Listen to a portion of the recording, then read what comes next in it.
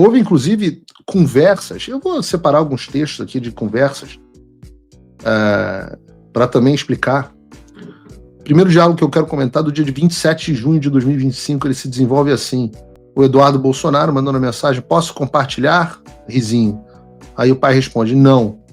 Daí vem uma conversa, aí o pai vira assim: esqueça qualquer crítica ao Gilmar. Tenho conversado com alguns do STF. Todos. Tem data aqui? Eu mesmo falei a data, né? Foi 27 de junho de 2025. Longe ainda da lei Magnitsky em cima do Alexandre. Esqueça qualquer crítica ao Gilmar. Tenho conversado com alguns do STF. Todos ou quase todos demonstram preocupação com sanções. Daqui a gente vê algumas coisas, né? A primeira é que o Gilmar é muito tigrão na frente das câmeras, mas nos bastidores, tchutchuca buscando conversa. Agora não posso escolher, não preciso esconder mais, Gilmar. Tá aí, tá aparecendo as conversas. Acho que vale Gilmar falar para o público que ele foi surpreendido pela prisão do presidente Bolsonaro, como saiu na imprensa, e que tinha pedido uma reunião com o presidente para o dia seguinte. No dia seguinte em que o Bolsonaro foi preso, ele iria encontrar Gilmar Mendes. Real, história real. As conversas agora, quem reclama, não queria que as conversas que se tornasse público, reclama com o Alexandre. Porque, na verdade, o Alexandre já sabia que essas conversas estavam acontecendo. Estou falando aqui de antes de Magnitsky, hein? Algum tempo depois, no dia 7 de 2025, o Eduardo encaminhou algumas mensagens ao Jair Bolsonaro falando sobre o pronunciamento que o Trump havia feito em defesa do Jair, que tinha acabado de acontecer, e também sobre a anistia. E o Eduardo disse assim: Eduardo Bolsonaro, Trump sobre o Bolsonaro, estarei observando a caça às bruxas Jair Bolsonaro e suas famílias e milhares de apoiadores de perto. Aí o Eduardo diz assim: se a anistia light passar, a última ajuda da vida do Trump dos Estados Unidos terá sido o posto do Trump. Eles não vão mais ajudar. Temos que... Aí esse ponto é um ponto muito importante. Temos que decidir entre ajudar o Brasil, brecando o Supremo Tribunal Federal e resgatando a democracia, ou enviar o pessoal que teve num protesto que evoluiu para uma baderna para casa num semiaberto. E isso sem falar que o STF pode decretar essa intervenção do Congresso no regimento interno da Corte, o duplo grau de jurisdição interno, como inconstitucional, pois violaria a separação dos poderes. Nesse cenário, você não teria mais amparo dos Estados Unidos, que conseguimos as duras penas aqui, bem como estaria igualmente condenado final de agosto, que é onde estamos agora. O julgamento, vejam que o Eduardo está falando isso em junho, o julgamento é em setembro. Eu acho que não vale a pena, mas te oriento a buscar o conselho com outras pessoas. Tire do cálculo o apoio dos Estados Unidos. Qual estratégia você tem para atingir esse objetivo? É simples. O que está acontecendo aqui? Ninguém entendeu isso. O próprio Estadão publicou uma matéria absolutamente criminosa sobre esse assunto. O que o Estadão publicou foi que esse diálogo mostra que o Eduardo não estava buscando anistia para todos e sim para o seu pai. Vamos usar os fatos, a hora de trazer ao público a explicação sobre o que vinha acontecendo. Neste momento, o Congresso ainda não tinha ido para o recesso e todas as semanas vinha a promessa de isso que ele está chamando de anistia light, de botar para ser votada a gente chamava internamente de anistia de pau mole. Pro governo americano era só soft amnesty, anistia soft. A gente chamava de soft também é ao mesmo tempo mole. Então a gente chamava de anistia de pau mole. O que era isso? Era uma aprovação que seria feita para progressão de regime de alguns presos no 8 de janeiro. Progressão de regime.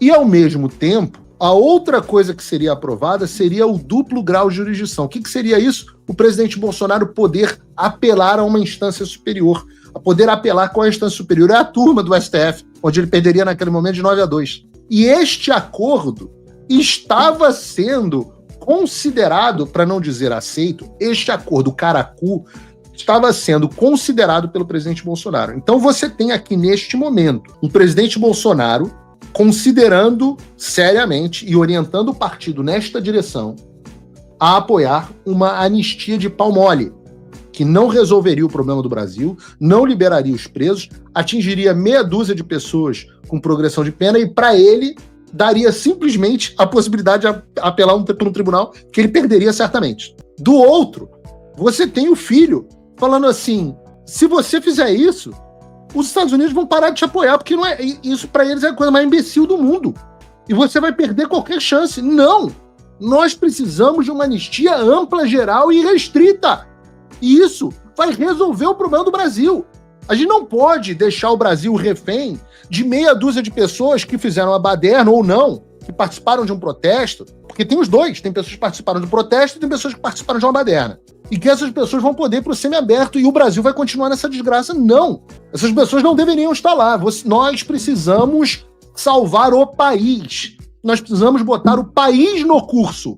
E é por isso que o Eduardo está perdendo a cabeça com o pai aqui. Porque o pai está querendo aceitar mais um acordo caracu, que é a grande característica do presidente Bolsonaro. E a ida de Gilmar Mendes para conversar com o presidente Bolsonaro, a ida de todos esses caras para conversar com o presidente Jair Bolsonaro, é a certeza de que o presidente aceitaria um acordo caracu. Claro, os caras passaram anos falando assim, vamos fazer um acordo caracu que o Tarcísio convence o presidente e o presidente vai aceitar. Só que neste momento está claro que do lado de cá não vai funcionar mais isso. E é isso que o Eduardo está falando. Então não é que o Eduardo está dizendo, só queria uma anistia para o pai. Pelo contrário, o que o Eduardo está dizendo aqui, analfabeta funcional, esqueci o nome da repórter do Estadão, diálogos mostram que o Eduardo só queria uma anistia para o pai. É o oposto, ô jumenta. O que está dizendo esse diálogo é que o Eduardo Bolsonaro queria uma anistia ampla, queria não, quer, é a posição que nós temos aqui dos Estados Unidos e é a posição que nós vamos manter até a última consequência. Nós queremos uma anistia ampla, geral e restrita para pacificar o país. Nós queremos, nas palavras do Eduardo Bolsonaro, nós queremos libertar o Brasil, resgatar a democracia.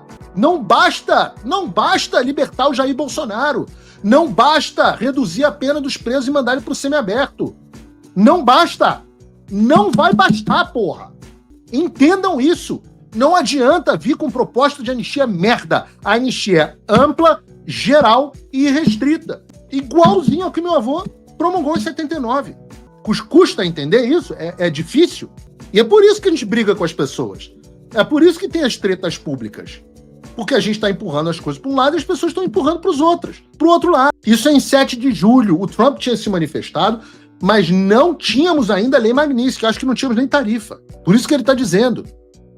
O Trump se manifestou a seu respeito, mas ficou por aí. E a gente estava em Washington trabalhando para que houvesse coisas mais concretas. Eduardo continua.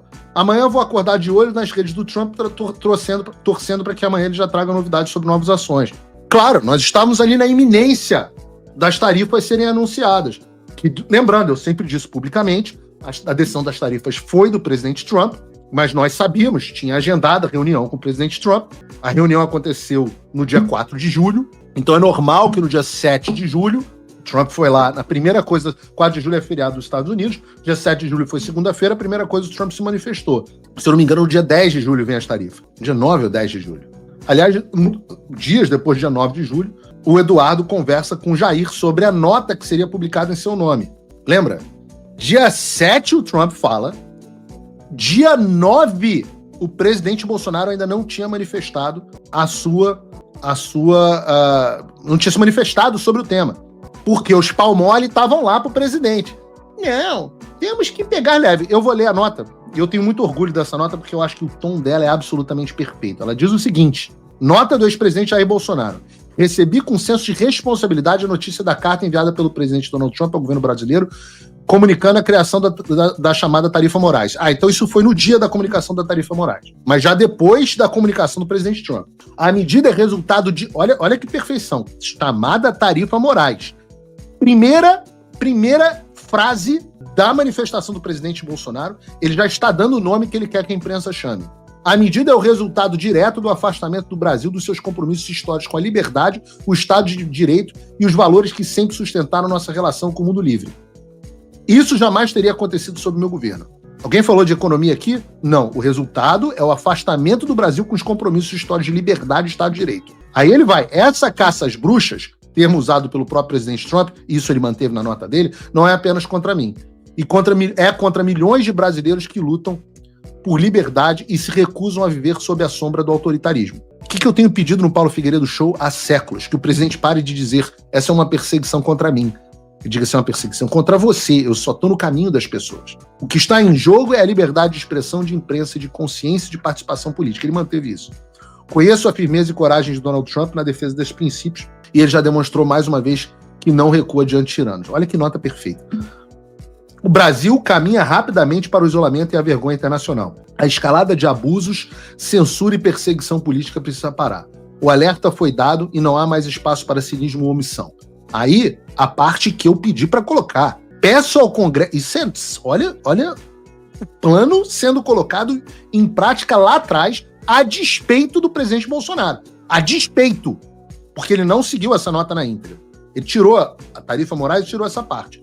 Peço ao Congresso Nacional que haja com urgência aprovando uma anistia ampla, geral e restrita, como primeiro passo para resgatar a normalidade institucional.